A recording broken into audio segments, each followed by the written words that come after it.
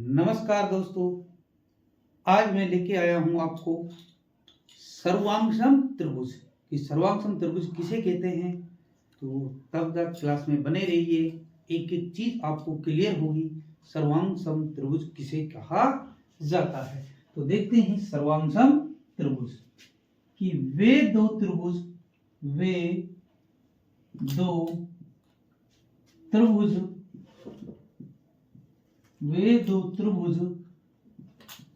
सर्वांगसम कहलाते हैं। वे दो त्रिभुज सर्वांगसम कहलाते हैं यदि उनके एक नंबर संगत कोण बराबर हो। संगत कोण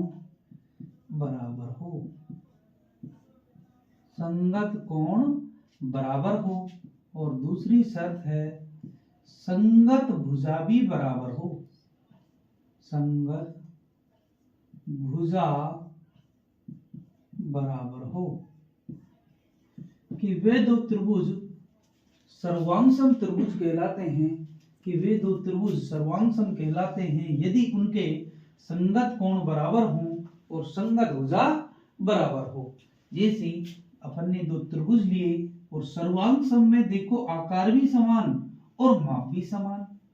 इस चीज का विशेष ध्यान रखना है कि सर्वांगसम में रूप भी समान होता है और आकार भी समान होता है।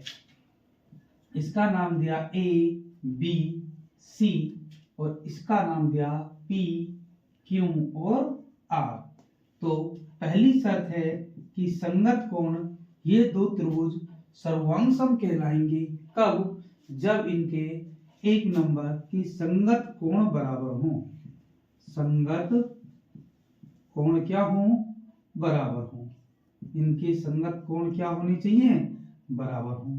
तो इनके कोण ए बराबर होना चाहिए कोण पी के, कोण बी बराबर होना चाहिए कोण क्यू के और कोण सी बराबर होना चाहिए कोण आर के। दूसरा नंबर इनकी संगत भुजा समानुपाती होनी चाहिए। संगत भुजा समानुपाती नहीं, संगत भुजा भी बराबर होनी चाहिए। संगत भुजा बराबर, संगत भुजा बराबर हो, यानी ए बी के संगत बननी चाहिए पी क्यू बराबर हो। बी सी के संगत जो है क्यू आर ये इसके बराबर हो और ए सी के संगत है पी आर ये इसके बराबर हो। यानी सर्वांगसम त्रिभुज दो त्रिभुज सर्वांगसम त्रिभुज कहलाते हैं यदि इनके संगत कोण जो है बराबर हो, संगत भुजा बराबर हो।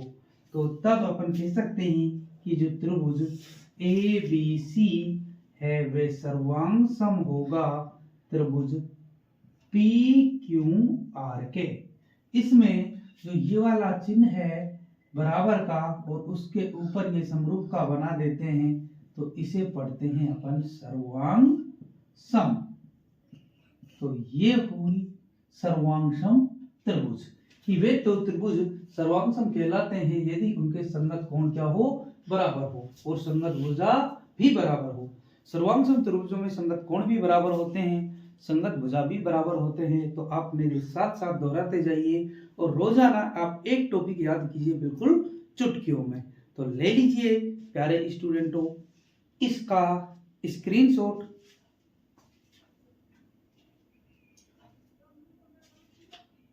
तो ये देखा अपन ने सर्वांगसम त्रिभुज।